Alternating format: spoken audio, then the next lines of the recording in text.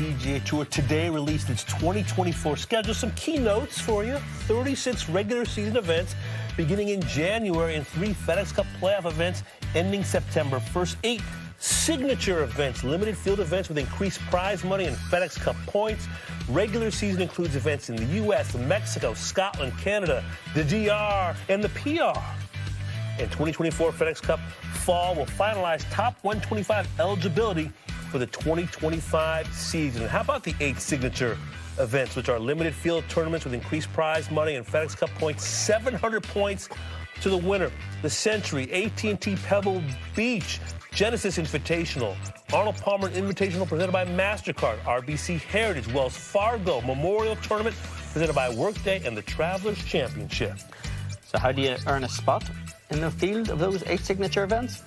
Well, this is how the top 50 in the final 2022-23 FedEx Cup standings, which we'll determine in a couple of weeks at the Tour Championship, are automatically in. The next 10, which is the top 10 members not otherwise exempt from the FedEx Cup standings, will be invited. The Swing 5, which are the top 5 point earners not otherwise exempt during those events between signature events. The 2024 season tournament winners, excluding those additional events also known as opposite field events, will be invited. PGA Tour members inside the top 30 in the official World Golf ranking through the preceding week. And we call this last one the Tiger Clause, 4 sponsor exemptions for PGA Tour members who would wish to play. And we're joined now by a 3-time PGA Tour winner, our colleague Johnson Wagner, with his reaction to this schedule. Johnson, we've seen a lot of attention on these signature events. We've just explained the various pathways to get into those events. Do you think there are enough pathways to head off any kind of complaints or wariness among members that it might be too closed an ecosystem? And no, I don't. I think they've done a nice job with the next 10 and the Swing 5, and that's really nice to have those options. But Lucas Glover, I go back to his interview, our champion from the Wyndham Championship last week. He gave an interview, I believe it was Friday, wondering why it's going to be such a closed shop. Now, granted, he's probably going to work his way into them, but there's so many great players that are playing the PGA Tour, and I worry, especially for the rookie category and guys that get off to a little bit of a slow start. There's only 18 full field events before the playoffs. And that's a very limited schedule for someone to try to make up the amount of ground that they're going to have to make up when you've got these top players playing these huge purses with big points. So I'm happy that there is more access than we all thought there was going to be, but still, I don't see any reason why these events going forward can't be in the 100 participant range. Yeah, how would you fix it, Johnson? That was my next question. Go back to 125, somewhere in the middle? I think 156 at the Wells Fargo last year was way too much for a signature designated event. But I do think 70 to 80 is just a little bit small. I think they should all be right around 100. You can still have a cut, and you're allowing more players the opportunity to play for this great money. Like I said, the next 10 is fantastic. I was really happy when I read that this morning. But I think going forward, the bulk of the players are going to want more access to these events. Johnson, you mentioned there are only 18 full field events, but there are also the 8 events in the fall where guys can kind of get themselves a head start and getting in there as well. So I guess this leads to the question of how many opportunities do guys need to play their way in?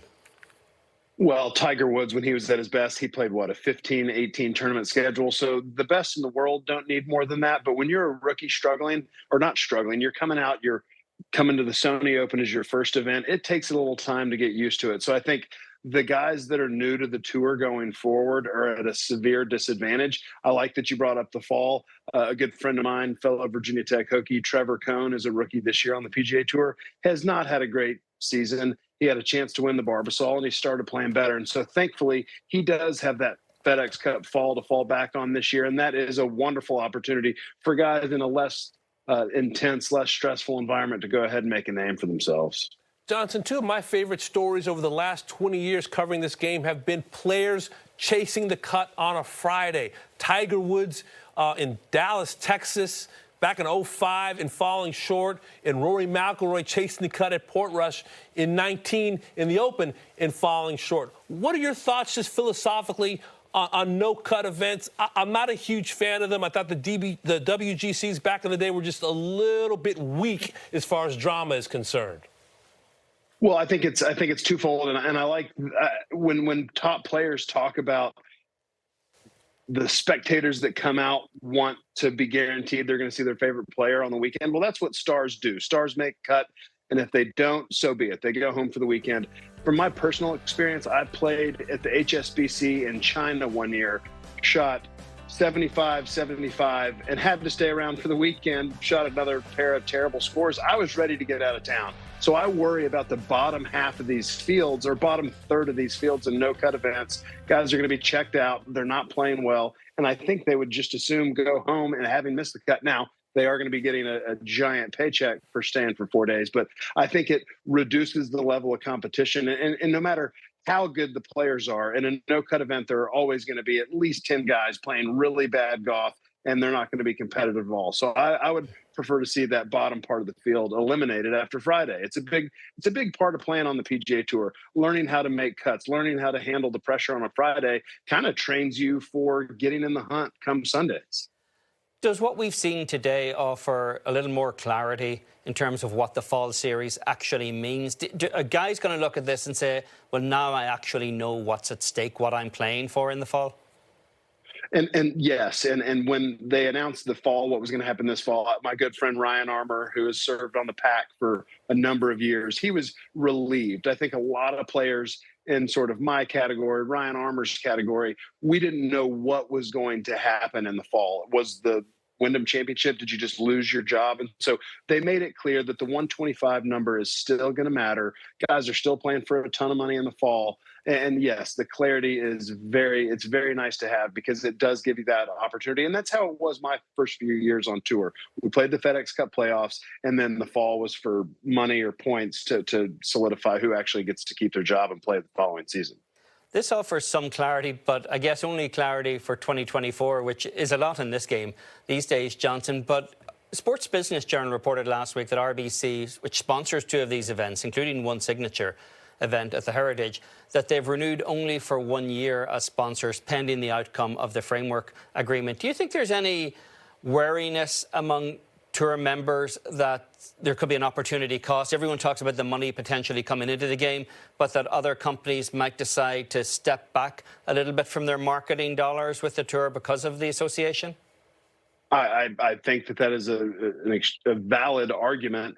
And I know that when the PGA Tour went to some potential sponsors earlier in the year, if they wanted to be designated next year, they were going to have to pony up and pay for their share of the purse. And I think a lot of sponsors pushed back on that. And I think that was part of why the tour has sought out the Saudis and the PIF and Aramco, or whatever you want to call it, because they know that their business model isn't sustainable. It was interesting listening to Tyler Dennis speak to you guys just a bit before. I think there's not that many sponsors that have the kind of money to put on PGA Tour events. And now that you're asking for more money out of these sponsors, I think that potential pool is getting smaller and smaller. So yes, long term, I think it is a concern. Speaking of pushback, the World Alliance of PGAs today kind of pushing back on the USGA and R&A in terms of distance in the report, asking for more time to be considered before they rule on the distance. And we saw the PGA Tour a couple weeks ago saying they're going to continue to use the equipment, have the balls that they do. Are you concerned that we're going to have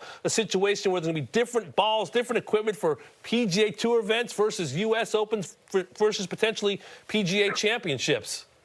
I certainly hope not.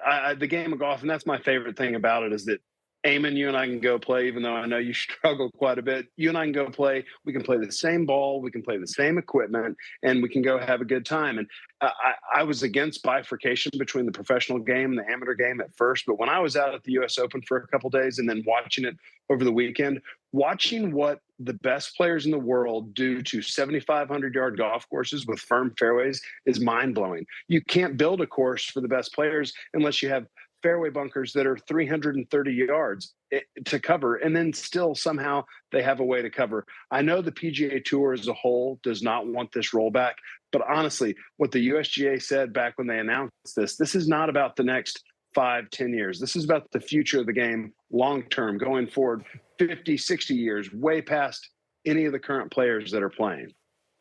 Just want to wrap up the schedule conversation. Johnson, at what point, when you were playing the tour full-time, at what point did you even bother to look at the schedule for next year to do some planning? And Is that something guys have to focus on a little bit earlier now, because essentially what happens in the fall for so many of these guys dictates what their schedule is going to be next year? I didn't pay attention much to the schedule until the year started. I was the kind of guy that would generally commit to every single event, and as my season went along, I would withdraw, obviously before the deadline Friday before. But I like to sign up for all the events and then kind of pick and choose my schedule based on how I was playing. But I think of a guy like Justin Thomas. What is he going to do? Is he going to go, if he's obviously outside the top 50 this year, is he going to go try to play a few of these fall events to get into that next 10 through the fall so that he can be exempt into some of the early ones, AT&T and Genesis? So I think a guy like JT, who's in all the majors, he may think about things a little differently being on the outside looking in. And also these 4 sponsor exemptions, it's going to be really interesting after the FedEx St. Jude Classic this year to see what superstars are outside that top 50 and are going to need these sponsor exemptions, because those are going to be pretty hard to come by. Johnson, we appreciate you extending your work week just a little bit longer. Enjoy your Monday. We'll speak to you down the road. Damon, Eamon, y'all are the best. Thank you.